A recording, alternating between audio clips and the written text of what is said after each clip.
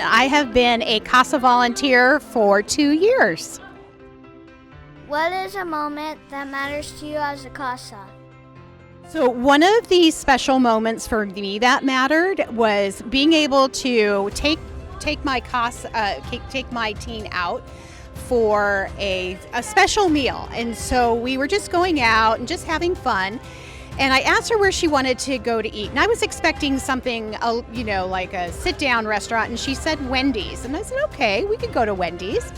And when we went there, she asked very softly, she said, can I order a Frosty?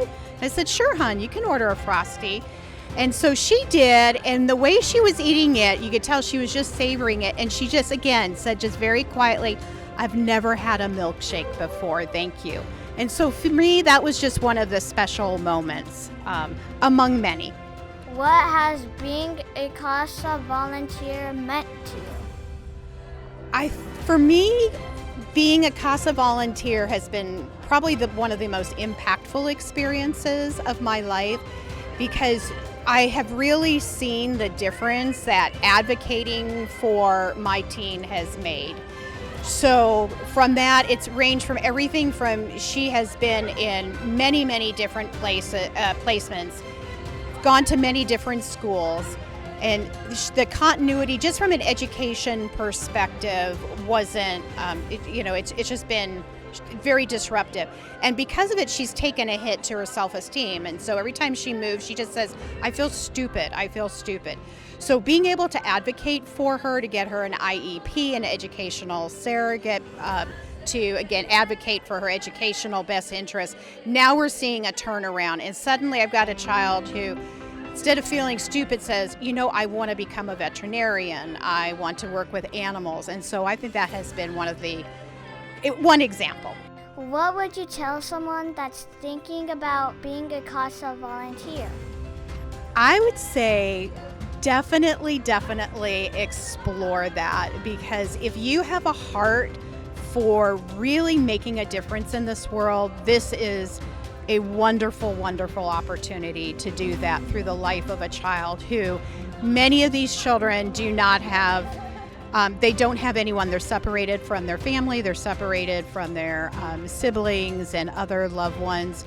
So you are the one constant person that shows up in their life, and it's huge. It makes a difference. They get to see that not everybody is going to leave. They know they can count on you. What advice would you give to a new CASA? So for a new CASA, what I would share is definitely take advantage of reaching out to your CASA coordinator at Maricopa County CASA, as well as from Voices for CASA Children. Definitely check out CASA Connect, attend the training, which we have in person, virtual, and then on demand. So if you're at home, it's 10 o'clock and you're advocating for a youth that has a particular need, we've got an on-demand training for you that you can do.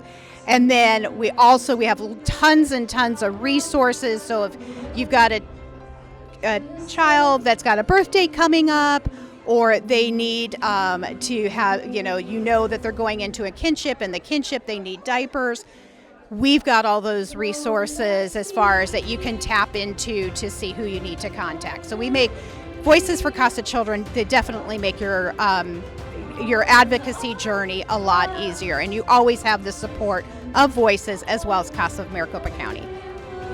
What impact has your advocacy journey had on your life? So for me, it has made me realize how resilient I can be and how tenacious I can be in pursuing what I know is the best interest, or recommending the best interest for my particular teen. So I'd say I've become much more knowledgeable about what these children face, the trauma that they experience, and how it impacts their lives.